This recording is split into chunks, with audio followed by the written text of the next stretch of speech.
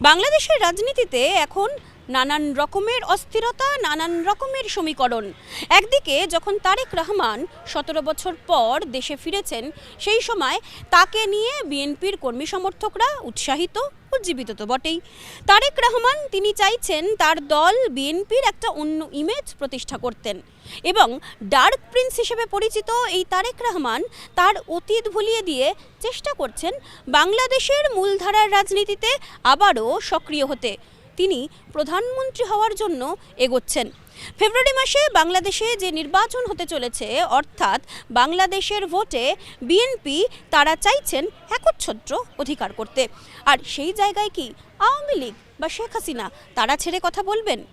শেখ হাসিনা তিনি গর্জে উঠলেন, তিনি বুঝিয়ে দিলেন আওয়ামী লীগ ফাঁকা মাঠে গোল হতে দেবে না। শেখ হাসিনা তিনি স্পষ্ট করলেন ১৭ বছর পর জিয়াউর রহমানের ছেলে তারেক রহমান ফিরে যদি মনে করেন যে আওয়ামী লীগ নির্বাচনের সময় চুপ করে বসে থাকবে, তা একেবারেই হওয়ার নয়।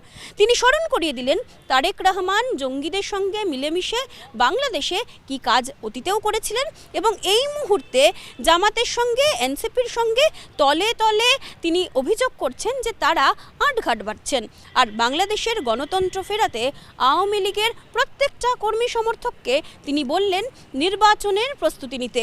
আওয়ামী লীগ ছাড়া নির্বাচন যে বাংলাদেশে তারা বরদাস্ত করবেন না এবং হতে দেবেন না, সেটাও সোচ্চারে বলেছেন শেখ হাসিনা। আওয়ামী লীগ ছাড়া যদি ভোট না হয় তাহলে ভোটের ভবিষ্যৎ কি? ডক্টর ইউনূস বা কী করবেন? এই জায়গায় ডক্টর ইউনূসের শ্যাম রাখি না কুল রাখি অবস্থা। কারণ একদিকে তার দল, তার স্বপ্নের দল এনসিপি, তা ভাঙছে। তাসনিম জারা তিনি গতকাল পদত্যাগ করেছেন।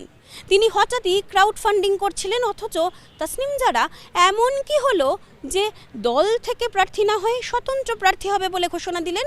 এই তাসনিম জারাই তো এতদিন সরব ছিলেন, এতদিন সোচ্চার ছিলেন।